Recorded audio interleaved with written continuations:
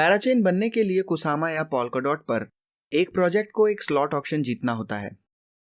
इस ट्यूटोरियल को रिकॉर्ड करते समय जो सबसे ज्यादा टाइम है टोकन लीज का वो कुसामा पर 48 सप्ताह है और पोल्काडॉट पर 2 साल है। एक फुल पैराचेन स्लॉट को 8 न्यूनतम अवधियों में विभाजित किया जा सकता है। तो कुसामा पर एक पैराचेन की न्यूनतम अवधि 6 सप्ताह और पोल्काडॉट पर वही 3 महीने है। यह देखना दिलचस्प है कि कुसामा पैराचेन ऑक्शन में अब तक सभी विजेता टीमों ने अधिकतम स्लॉट अवधि के लिए बोली लगाई है। भविष्य में चीजें कुछ अलग हो सकती हैं। कैसे? आइए स्लॉट ऑक्शन मैकेनिज्म को गहराई से देखें। मैं एक काल्पनिक स्थिति प्रदर्शित करता हूं जहां प्रोजेक्ट ए ने 75 टोकन के लिए बोली लगाई पूरे स्लॉट अवधि के लिए, और प्रोजेक्ट बी जो केवल स्लॉट की 4 लीज अवधि का उपयोग करने की योजना बना रहा है 100 बोली लगाता है टोकन की 1 से 4 रेंज के लिए। प्रोजेक्ट सी इस बोली को चेन पर देखता है और 5 से 8 की सीमा के लिए 60 टोकन की बोली लगाता है। वो ऐसा क्यों करता है? हो सकता है वे अभी भी अपने प्रोजेक्ट पर काम कर रहे हैं और उम्मीद है कि वे इसे स्लॉट की 5वीं न्यूनतम अवधि के दौरान लॉन्च कर देंगे। अब स्लॉट कौन जीतेगा? चलिए कैलकुलेट करते हैं। 75 टोकन बॉन्ड किए गए 8 लीज अवधि के लिए तो हो गए 600। 100 टोकन लॉक हो गए 4 लीज अवधि के लिए, ये 100 प्लस 60 टोकन 4 लीज अवधि के लिए 240, जो कुल 640 के बराबर है। और स्लॉट ऑक्शन के विजेता प्रोजेक्ट बी और सी हैं। आश्चर्यचकित ना हो यदि आप एक पैराचेन टीम देखते हैं जो पहले से ही एक स्लॉट हासिल कर चुकी है अधिकतम अवधि के लिए ऑक्शन के आधे रास्ते में भाग लेने पर भी। अब वे ऐसा क्यों करेंगे? यह पैराचेन टीम अपनी सर्विस की कंटिन्यूटी सुनिश्चित करना चाहती है और अंतिम लीज अवधि तक प्रतीक्षा करके कोई भी चांस नहीं लेना चाहती है। वे आधे रास्ते में आने का विकल्प चुन सकते हैं और अंतिम 4 लीज अवधि के लिए बोली लगा सकते हैं। हाँ, अब ठीक है, एक नए स्लॉट ऑक्शन के।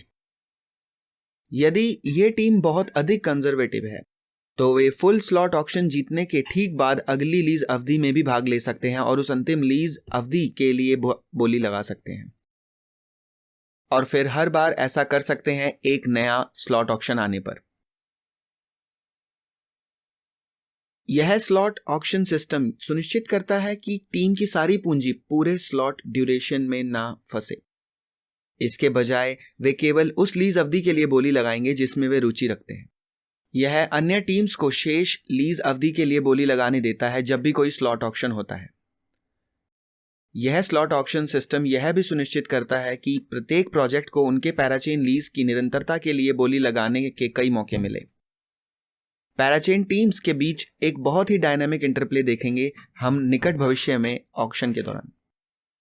अब ऑक्शन मैकेनिज्म के बारे में ही चर्चा करते हैं। कुसामा और पोल्काडॉट यूज करते हैं एक थोड़े बदलाव वाले कैंडल ऑक्शन का, जो बनाया गया है ब्लॉकचेन इंप्लीमेंटेशन के लिए। एक बार ऑक्शन शुरू होता है तो प्रोजेक्ट टीम्स अपनी बोली लगाना शुरू कर देते हैं। एक ज्ञात ब्लॉक नंबर पर कैंडल ऑक्शन फेज शुरू हो जाता है। यह एक निश्चित अवधि के लिए जारी रहता है और एक ज्ञात ब्लॉक नंबर पर समाप्त होता है।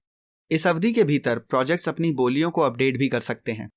और यहाँ दिलचस्प भाग है, ऑक्शन जीतने वाले ब्लॉक को रैंडमली पिक किया जाता है कैंडल ऑक्शन फेज से, और जिस भी टीम की हाईएस्ट बिड होती है उस ब्लॉक नंबर पर उसे ऑक्शन का विजेता घोषित किया जाता है। यह वास्तविक दुनिया की स्थिति का अनुकरण करता है जहां कैंडल फ्लेम बुझ जाती है। एक पॉइंट पर इस ऑक्शन के दौरान उस समय पर सबसे बड़ी बिड ऑक्शन जीत जाती है। बढ़िया। यह जानने योग्य है कि कुसामा और पोल्काडॉट दोनों ही चेन पर क्राउड लोन की सुविधा प्रदान करते हैं, जहां प्रोजेक्ट्स पूंजी जुटा सकते हैं ऑक्शन में बोली लगाने के लिए। टोकन प्रोजेक्ट टीम्स को चेन पर उधार दिए जाते हैं और यदि प्रोजेक्ट ऑक्शन जीत जाते हैं तो ये टोकन लीज अवधि के दौरान बॉन्ड होते हैं और फिर लीज समाप्त होने के बाद स्वचालित रूप से वापस कर दिए जाते हैं। यदि प्रोजेक्ट ऑक्शन जीतने में असफल रहता है तो क्राउड लोन प्रोसेस के अंत होने पर यूजर्स को टोकन वापस दे दिए जाते हैं। पैराचेन ऑक्शन और क्राउड लोन के बारे में अधिक जानकारी के लिए वीडियो डिस्क्रिप्शन में पोस्ट किए गए विकी लिंक को देखें। फिर मिलते हैं।